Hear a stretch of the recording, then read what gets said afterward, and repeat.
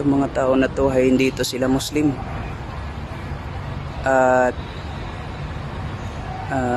nakausap ko yung kasama nila kung Muslim sila at anong gagawin nila dito, anong okasyon, anong mayroon. Bakit nakasuot kayo ng pang Muslim at may sadyada kayo at may surban, ganon din may shimag, tapos may mga kasamang mga babae? Sabi nila hindi daw sila Muslim. Subhanallah, ginamit nilang Islam.